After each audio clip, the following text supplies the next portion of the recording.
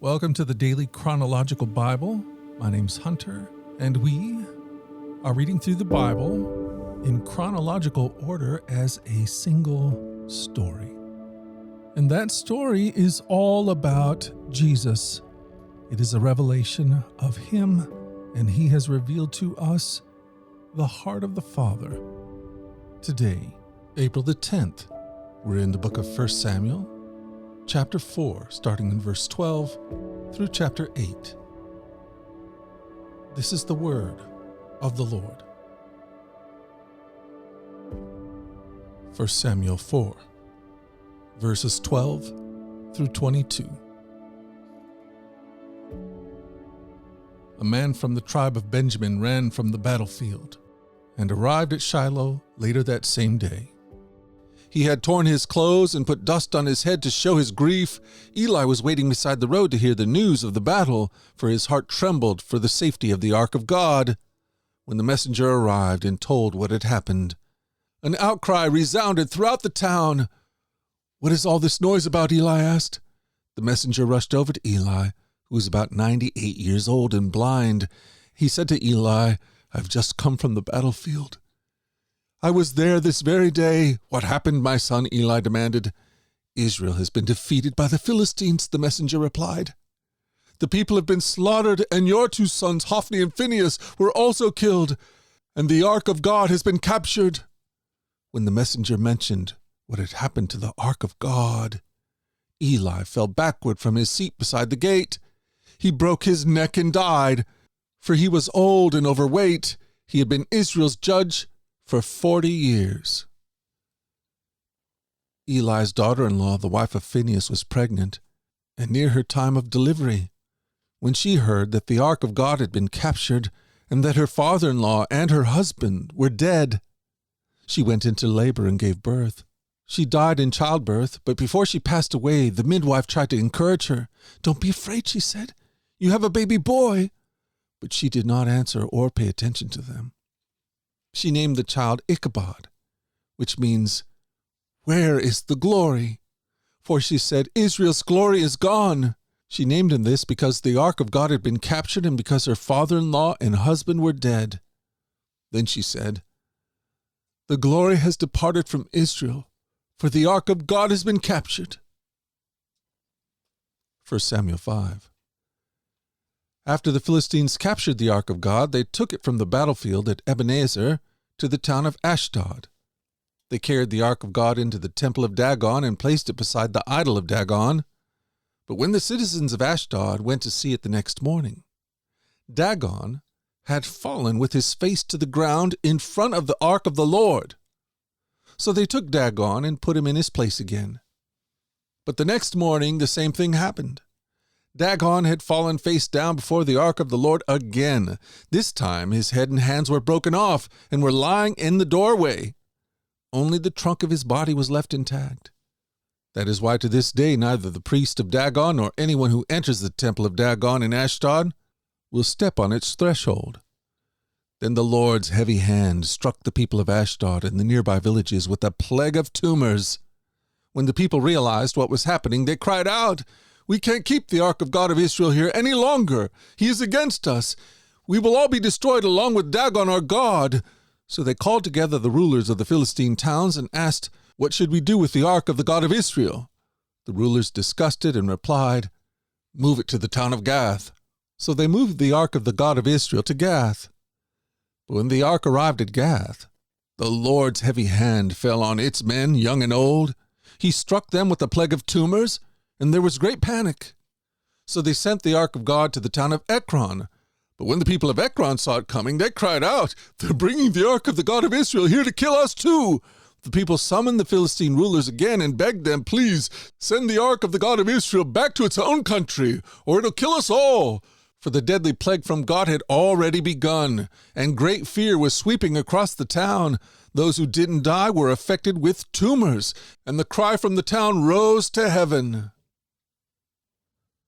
1 Samuel 6. The ark of the Lord remained in Philistine territory 7 months in all. Then the Philistines called in their priests and diviners and asked them, What should we do about the ark of the Lord? Tell us how to return it to its own country." "Send the ark of the God of Israel back with a gift," they were told. "Send a guilt offering so that the plague will stop. Then if you are healed, you will know that it was his hand that caused the plague." "What sort of guilt offering should we send?" they asked. And they were told, "Since the plague has struck both you and your 5 rulers, make 5 gold tumors and 5 gold rats, just like those that have ravaged your land. Make these things to show honor to the God of Israel. Perhaps then he will stop afflicting you, your gods, and your land. Don't be stubborn and rebellious as Pharaoh and the Egyptians were. By the time God was finished with them, they were eager to let Israel go. Now build a new cart and find 2 cows that have just given birth to calves. Make sure the cows have never been yoked to a cart. Hitch the cows to the cart, but shut their calves away from them in a pen. Put the ark of the Lord on the cart, and beside it place a chest containing the gold rats and gold tumors you are sending as a gift offering. Then let the cows go wherever they want. If they cross the border of our land and go to Bet-Shemesh, we will know it was the Lord who brought this great disaster upon us. If they don't, we will know it was not his hand that caused the plague. It came simply by chance." So these instructions were carried out. 2 cows were hitched to a cart, and their newborn calves were shut up in a pen. Then the ark of the Lord and the chest containing the gold rats and gold tumors were placed on the cart. And sure enough, without veering off in other directions, the cows went straight along the road toward Bet-Shemesh. Lowing as they went, the Philistine rulers followed them as far as the border of Bet-Shemesh. The people of Bet-Shemesh were harvesting wheat in the valley, and when they saw the ark, they were overjoyed. The cart came into the field of a man named Joshua and stopped beside a large rock. So the people broke up the wood of the cart for a fire and killed the cows and sacrificed them to the Lord as a burnt offering. Several men of the tribe of Levi lifted up the ark of the Lord and the chest containing the gold rats and gold tumors from the cart and placed them on the large rock. Many sacrifices and burnt offerings were offered to the Lord that day by the people of Bet-Shemesh. The 5 Philistine rulers watched all this and then returned to Ekron that same day. The 5 gold tumors sent by the Philistines as a guilt offering to the Lord were gifts from the rulers of Ashdod, Gaza, Ashkelon, Gath, and Ekron. The 5 gold rats represented the 5 Philistine towns and their surrounding villages, which were controlled by the 5 rulers. The large rock at Bet-Shemesh, where they set the ark of the Lord, still stands in the field of Joshua as a witness to what happened there. But the Lord killed 70 men from Bet-Shemesh because they looked into the ark of the Lord. And the people mourned greatly because of what the Lord had done. "Who is able to stand in the presence of the Lord, this holy God?" they cried out. "Where can we send the ark from here?" So they sent messengers to the people of Kiriath-Jearim and told them, "The Philistines have returned the ark of the Lord. Come here and get it." 1 Samuel 7. So the men of Kiriath-Jearim came to get the ark of the Lord. They took it to the hillside home of Abinadab and ordained Eleazar, his son, to be in charge of it. The ark remained in Kiriath-Jearim for a long time, 20 years in all. During that time all Israel mourned because it seemed the Lord had abandoned them. Then Samuel said to all the people of Israel, "If you want to return to the Lord with all your hearts, get rid of your foreign gods and your images of Ashtoreth. Turn your hearts to the Lord and obey him alone. Then he will rescue you from the Philistines." So the Israelites got rid of their images of Baal and Ashtoreth and worshipped only the Lord. Then Samuel told them, "Gather all Israel at Mizpah, and I will pray to the Lord for you." So they gathered at Mizpah, and in a great ceremony drew water from a well and poured it out before the Lord. They also went without food all day and confessed that they had sinned against the Lord. It was at Mizpah that Samuel became Israel's judge. When the Philistine rulers heard that Israel had gathered at Mizpah, they mobilized their army and advanced. The Israelites were badly frightened when they learned that the Philistines were approaching. "Don't stop pleading with the Lord our God to save us from the Philistines," they begged Samuel. So Samuel took a young lamb and offered it to the Lord as a whole burnt offering. He pleaded with the Lord to help Israel And the Lord answered him. Just as Samuel was sacrificing the burnt offering, the Philistines arrived to attack Israel. But the Lord spoke with a mighty voice of thunder from heaven that day, and the Philistines were thrown into such confusion that the Israelites defeated them. The men of Israel chased them from Mizpah to a place below Beth-kar, slaughtering them all along the way.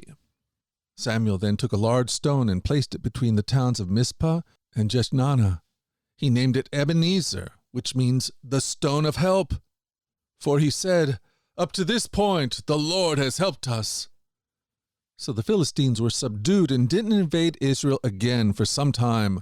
And throughout Samuel's lifetime, the Lord's powerful hand was raised against the Philistines. The Israelite villages near Ekron and Gath that the Philistines had captured were restored to Israel, along with the rest of the territory that the Philistines had taken. And there was peace between Israel and the Amorites in those days. Samuel continued as Israel's judge for the rest of his life. Each year he traveled around, setting up his court first at Bethel, then at Gilgal, and then at Mizpah. He judged the people of Israel at each place. Then he would return to his home at Ramah, and he would hear cases there too. And Samuel built an altar to the Lord at Ramah. 1 Samuel 8. As Samuel grew old and appointed his sons to be judges over Israel, Joel and Abijah, his oldest sons, held court in Beersheba. But they were not like their father, for they were greedy for money. They accepted bribes and perverted justice. Finally, all the elders of Israel met at Ramah to discuss the matter with Samuel. "Look," they told him, "you are now old and your sons are not like you. Give us a king to judge us all like the other nations have." Samuel was displeased with their request and went to the Lord for guidance.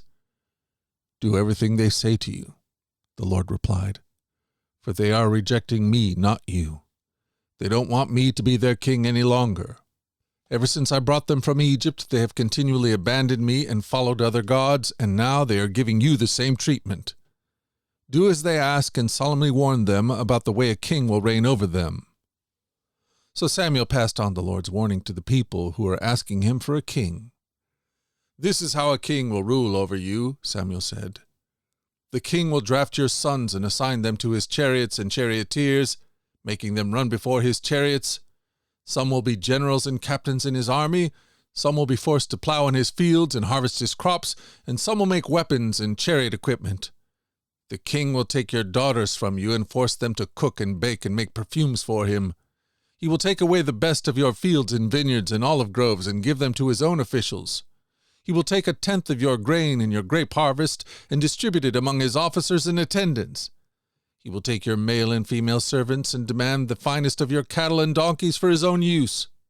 He will demand 1/10 of your flocks, and you will be his slaves. When that day comes, you will beg for relief from this king you are demanding. But then the Lord will not help you." But the people refused to listen to Samuel's warning. "Even so, we still want a king," they said. "We want to be like the nations around us. Our king will judge us and lead us into battle." So Samuel repeated to the Lord what the people had said, and the Lord replied, "Do as they say and give them a king." Then Samuel agreed and sent the people home.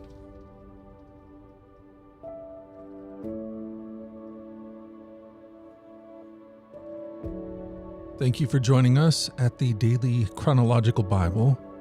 You can find out more about our other podcasts at dailyradiobible.com, where people from all around the world come to join us in this journey through the Scriptures, where we allow the Scriptures to point us to the God who is love, the God revealed to us fully in Jesus. Again, that website is dailyradiobible.com. Until tomorrow, let's go forward in God's joy. Let's let his joy be our strength. And let us always remember this, that you are loved.